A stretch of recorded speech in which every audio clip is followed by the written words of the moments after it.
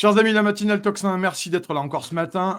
Et ce matin, je voulais absolument qu'on parle de la violence que rencontrent les personnels soignants, notamment les médecins. Et ce matin, j'ai appelé le docteur Saïd Wichou. Vous êtes médecin généraliste dans les quartiers nord de Marseille. Bonjour, docteur, comment allez-vous?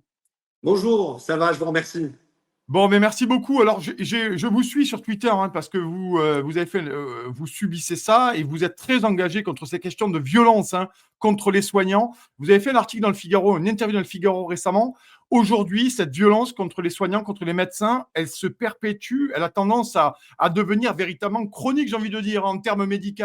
Comment ça se passe? Quelle est la situation, docteur, là-dessus? C'est-à-dire qu'aujourd'hui, notre système de santé ne se porte pas bien. Donc, tous les médecins, tous les soignants rencontrent des difficultés. Les patients rencontrent des difficultés pour avoir, par exemple, un rendez-vous chez un médecin.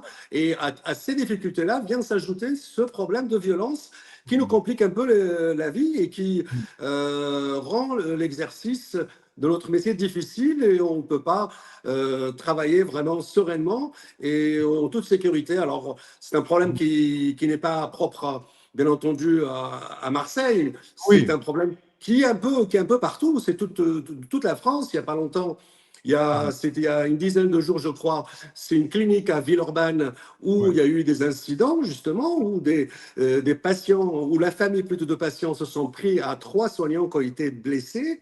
Hmm. Et encore régulièrement, mais c'est plusieurs fois par semaine, les soignants, donc médecins, infirmiers, pharmaciens, on rencontre justement des gens Hmm. violents. Alors, on ne parle même pas des incivilités, on parle vraiment d'insultes, Ouais. d'agressions physiques.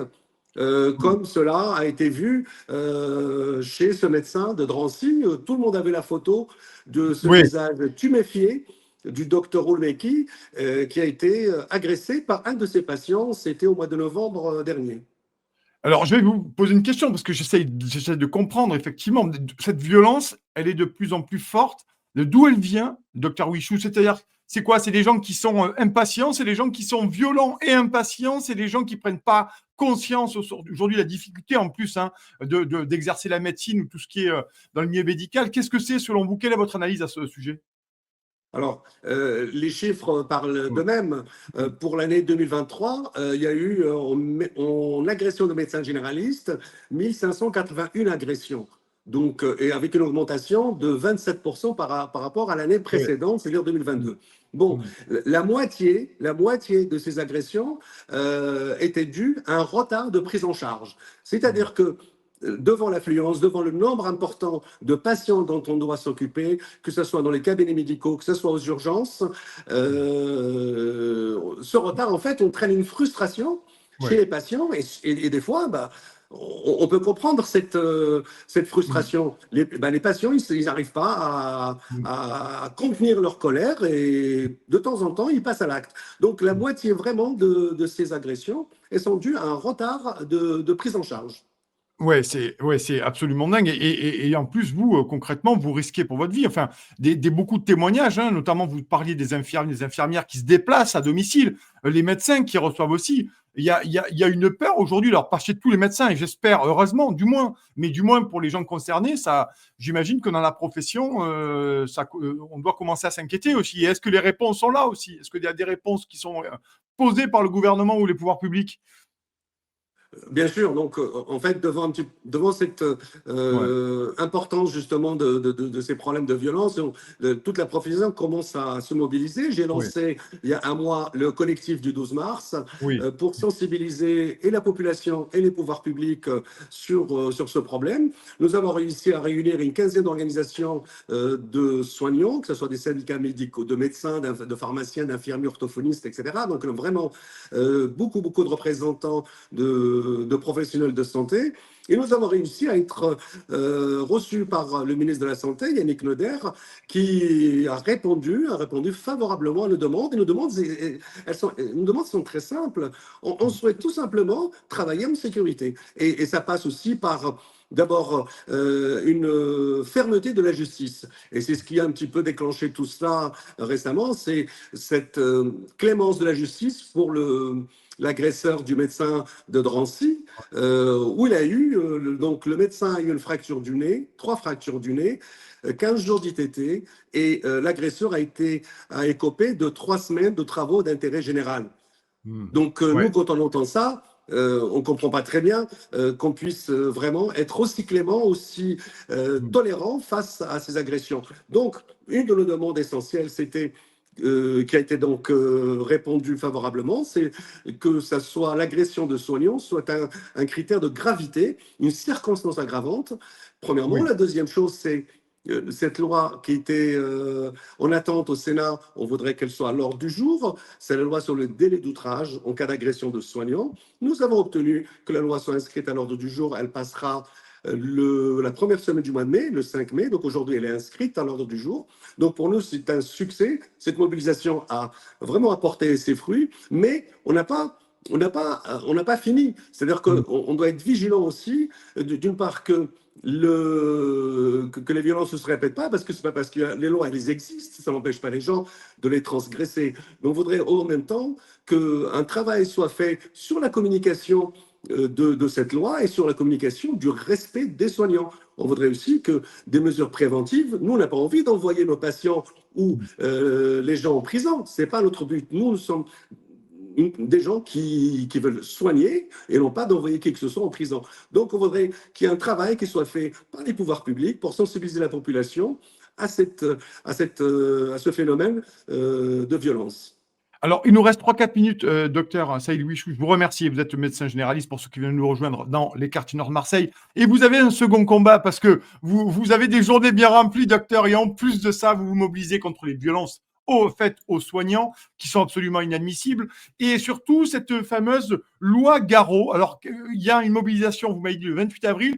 C'est quoi la loi Garot? C'est les déserts médicaux? C'est l'accès aux soins? Comment ça se passe? Et qu'est-ce qu'il faut attendre dans cette manifestation de grève le 28 avril, docteur? Alors, on a une grande surprise début avril, je crois que c'était le 2. Une partie de l'Assemblée des députés ont voté, étaient présents seulement, ils étaient présents et en fin de soirée, ils ont voté une majorité pour la régulation de l'installation des médecins généralistes sur le territoire. Bien sûr, nous sommes d'accord qu'il y a un problème de désert médical. Il y a des déserts partout. Le plus grand désert médical, c'est la région parisienne. Donc, bien sûr, nous sommes conscients de ça. Mais cette loi, elle ne répond pas à la problématique de la désertification de nos territoires. On peut pas. Le problème, c'est qu'il n'y a pas de médecins. Parce que quand bien même on oblige les médecins d'aller s'installer, quand vous avez 400 ou 500 médecins et vous avez 20 000 communes à la recherche de médecins, comment voulez-vous répartir 400 médecins sur 20 000 ou 30 000 communes? Donc, le problème, il est ailleurs. Et par expérience, dans certains pays, comme l'Allemagne, par exemple, où les médecins, il y a eu une tentative de régulation de l'installation des médecins, ils sont tous partis, une grande majorité partie en Suisse et en Autriche. Aujourd'hui, on ne peut pas obliger un médecin d'aller s'installer sur un territoire, puisque quand on arrive en médecine après le bac et 10 années d'études, des fois, heureusement, on commence à fonder un foyer, avoir une famille, à être installé, et puis on n'a pas envie d'aller se déraciner de sa ville ou de l'endroit où on a commencé à faire sa vie. On ne peut pas obliger les gens d'aller là. Par contre, nous, ce qu'on voudrait, c'est qu'il y ait des mesures d'attractivité. On voudrait quand même d'abord qu'on forme plus de médecins. Si on est assez nombreux en médecine, on pourra effectivement faire le choix d'aller dans des territoires et d'éviter justement et de lutter contre la désertification médicale. Mais ce nombre de médecins est toujours insuffisant. On n'arrivera jamais avec cette loi. Et là, je prends vraiment tout le monde en témoin. On verra dans quelques années si cette loi passe, on n'arrivera pas à répondre à la problématique. Mais on se mobilise justement à partir du 28 avril. Tous les médecins, on appelle à la fermeture de nos cabinets médicaux. C'est une coordination de médecins qui appellent à ça. Les internes se mobilisent, les étudiants en médecine se mobilisent. Et il y a une manifestation le 29 avril. Le 29 avril, il y a une manifestation à Paris et dans les grandes villes de France. Bon, ben, en tout cas, on verra si ça va porter ses fruits. En tout cas, donc deux volets hein, pour vous, docteur Wichou, hein, les violences faites aux soignants et notamment cette loi, cette loi que vous combattez aujourd'hui, loi Garot. En tout cas, vous êtes médecin généraliste dans les quartiers nord de Marseille. Vous militez pour l'accès aux soins pour tous. C'est louable, hein, docteur. On a envie de dire qu'aujourd'hui, c'est louable que tout le monde puisse avoir un médecin, au moins un médecin pas loin de chez lui, hein, pour pouvoir Oui, répondre à des besoins. Hein. on défend, sachez une Mm, chose, nous on mm, défend le soin de la population. On n'a pas ouais. envie de faire, Mm, on a envie de faire notre métier et de le faire bien et de nos bonnes conditions. Et c'est ça mm. aussi que l'appel qu'on lance aux députés et à ces faiseurs de loi et au pouvoir public, c'est donnez-nous les moyens de travailler correctement, que ce soit en sécurité, et en nombre de médecins, puisque la problématique aussi de la sécurité, elle vient aussi du désert médical et de cette frustration. Les gens ont droit d'être soignés aujourd'hui dans notre pays, d'être soignés correctement.